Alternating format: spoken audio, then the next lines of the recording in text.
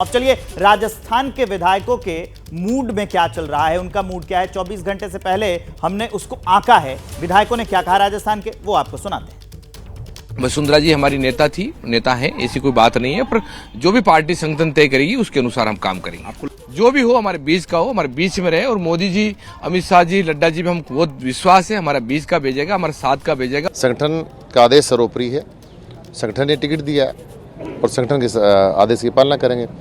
बाकी ऐसी सूचना ही नहीं, आपस में कोई कंट्रोवर्सी राजस्थान बीजेपी में कहीं है नहीं और सर्वसम्मति से राजस्थान का मुख्यमंत्री तय होगा। वो पार्लियामेंट्री बोर्ड को तय करना है, उसके होने के बाद सारा होगा। भारतीय जनता पार्टी लोकतंत्र पर विश्वास रखती है। जिस दिन विधायक दल की बैठक होगी उस दिन मुख्यमंत्री तय हो जाएगा। भारतीय जनता पार्टी में बाड़ाबंदी जैसी परंपरा कभी रही नहीं है, इसलिए मुझे ऐसी जानकारी नहीं है।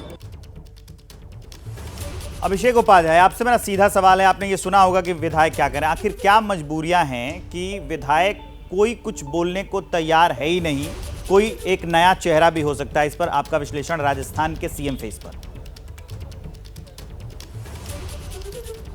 देखिए, दो बड़ी अहम बातें हैं। पहली बात तो ये है कि जिस तरह का बहुमत है और सबको ये पता है कि जो मैंडेट है, इस मैंडेट का आधार क्या है, इस मैंडेट के पीछे प्रधानमंत्री मोदी का जो चेहरा है वो कितना बड़ा फैक्टर है, ये सबको पता है।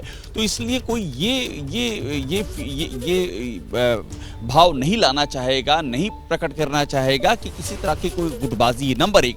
नंबर दो, जिस तरह की चीज़ें हो चुकी हैं, वसुंधरा राजे सिंधिया से जो मिलने गए विधायक, जिस तरह से शक्ति प्रदर्शन हुआ है, उनके जो करीबी विधायक हैं उन्होंने 70 विधायकों के होने का दावा कर दिया।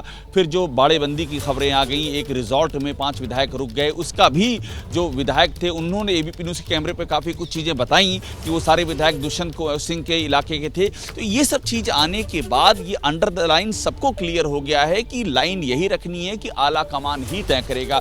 और राजस्थान इन 3 राज्यों में इकलौता ऐसा राज्य है जहां पर हमको शक्ति प्रदर्शन का सिलसिला दिखाई पड़ा, इसलिए लोग यहां पर और भी ज्यादा सतर्क हो गए हैं। विधायक अब और भी सतर्क हो गए हैं, और भी सतर्क हो गए हैं। और इन्हीं नामों में जो कयास लगाए जा रहे हैं, जो संभावनाएं जताई जा रही हैं कि कौन हो सकता है मुख्यमंत्री, क्योंकि बीजेपी सरप्राइज कर सकती है और ऐसा कैरेक्टर बीजेपी का पहले भी रहा है। अब हम आपको बताने जा रहे हैं कि अगर राजस्थान में कोई नया चेहरा आएगा तो वो कितना मजा हुआ है। अश्विनी वैष्णव का नाम चल रहा है, क्यों चल रहा है, क्या कारण है, ये क्या करेंगे। अश्विनी वैष्णव अपने काम से शीर्ष नेतृत्व को अपनी अच्छी छवि पेश कर चुके हैं, बना चुके हैं। आईएएस अधिकारी तो थे ही, प्रशासनिक अनुभव भी इनको है, रेल मंत्री रहे हैं, इनके पास रहा है अनुभव। अभी 2 बड़े मंत्रालयों की जिम्मेदारी भी अश्विनी वैष्णव संभाल रहे हैं। साफ सुथरी छवि के नेताओं में इनकी गिनती होती है, इसलिए भी संभावना जताई जा रही है कि ये राजस्थान के मुख्यमंत्री बन सकते हैं। केंद्रीय नेतृत्व के करीबी नेता भी माने जाते रहे अश्विनी वैष्णव, और राजस्थान में कोई भी वर्ग नाराज नहीं होगा। जो जाति के समीकरण को साधने की कोशिश हो रही है, अगर अश्विनी वैष्णव का नाम सामने आता है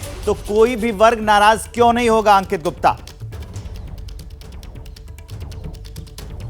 देखिए, अश्विनी वैष्णव जो है, एक तो जो अभी आपने खूबियां बताई हैं, निश्चित तौर पर वो खुद राजस्थान से आते हैं और उनके पास में जो अनुभव है, अनुभव कहां पर जरूरी है, अनुभव इस वजह से जरूरी है। जब बीजेपी के कुछ बड़े नेताओं से हम बात कर रहे थे तो उन्होंने एक चीज का जिक्र किया, उन्होंने कहा कि अशोक गहलोत की सरकार के दौरान जो राजस्थान है वहां पर कर्जा काफी बढ़ चुका है और कोई भी नई सरकार आएगी, नया मुख्यमंत्री आएगा, उसके सामने चुनौती होगी और वो चुनौती, उस चुनौती पर अश्विनी वैष्णव पूरी तरह से खड़े उतर सकते हैं। क्योंकि जो राजस्थान है, वहां की जो अर्थव्यवस्था है, राज्य के हिसाब से बात कर रहा हूं, वो इस वक्त जो है बहुत अच्छी स्थिति में नहीं है और इसी वजह से एक ऐसे आपको चेहरे की जरूरत है जो ना सिर्फ जो प्रशासन चला सके, शासन चला सके, बल्कि राज्य में जो अर्थव्यवस्था है उसको भी सुधार सके और अश्विनी वैष्णव का अनुभव वहां पर सटीक बैठता है। तो ये सारे कारण हैं कि राज्य की स्थिति भी सुधरेगी, ऐसी संभावना जताई जा रही है अश्विनी वैष्णव के आने से। लेकिन ये सिर्फ संभावनाएं हैं, कल ये तय हो जाएगा। अब जैसे हम आपको तीनों राज्यों का विश्लेषण बता रहे हैं, एक बार फिर हम आपको लिए चलेंगे मध्य प्रदेश। मध्य प्रदेश में आपको दिखाते हैं कि कौन कौन से नए चेहरे हो सकते हैं, इन पर भी दांव लगा सकती है बीजेपी, ये भी सीएम बन सकते हैं, संभावनाएं हैं। शिवराज के बाद ओबीसी का ये चेहरा है प्रहलाद पटेल, इनको चुनाव लड़ाया गया, इसलिए संभावना है, इनको भी चुनाव लड़ाया गया था। इंदौर 1 सीट से थे कैलाश विजयवर्गीय, ये मालवा निवाड़ का एक बहुत बड़ा चेहरा है, सीएम बन सकते हैं, संभावना है। और नरेंद्र तोमर मध्य प्रदेश की जीत में बड़ी भूमिका निभाई, केंद्रीय मंत्री भी रहे, तो इसके लिए ये उम्मीद की जा रही है, अंदाजा लगाया जा रहा है कि ये भी चेहरे हो सकते हैं। सबसे पहले आपको ब्रजेश राजपूत के पास लिए चलते हैं कि क्या ये जो प्रहलाद पटेल, नरेंद्र तोमर और कैलाश विजयवर्गीय का नाम है, ये भी आगे तो चल ही रहा है, आगे क्या संभावनाएं हो सकती हैं? देखिए, संभावना तो वही है, नाम तो बहुत सारे चल रहे हैं जिसमें कुछ नाम बहुत प्रभावशाली तरीके से, मगर इन सारे नामों पे अंतिम मोहर केंद्र की लगनी है। फिलहाल तो सबको कयासबाजी है, सभी लोग उम्मीद से हैं, उनके समर्थक उम्मीद से हैं। प्रहलाद पटेल भोपाल आ गए हैं, आज दिन भर अपने कार्यकर्ताओं से घिरे रहे, उनके घर पर भी काफ़ी जमावड़ा है। कैलाश विजयवर्गीय इंदौर में थे, भोपाल में थे, फिर दिल्ली गए हैं, मगर जितने सारे लोग हैं सबके मन में यही सवाल है, क्या उनका नेता। एक बहुत छोटा सा सवाल मेरे मन में है, बहुत छोटा रखिएगा, कि इतने बड़े बड़े नेताओं को चुनाव में उतार दिया गया और वो जीत कर भी आए हैं, तो इनको भी संतुष्ट करना केंद्रीय नेतृत्व के लिए बहुत बड़ा चैलेंज होगा।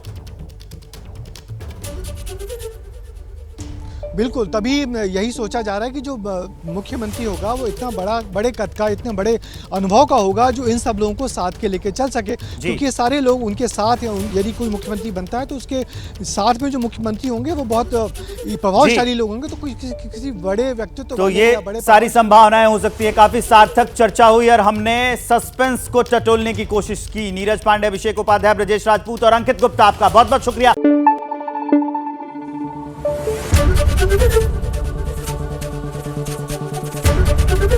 एबीपी न्यूज आपको रखे आगे।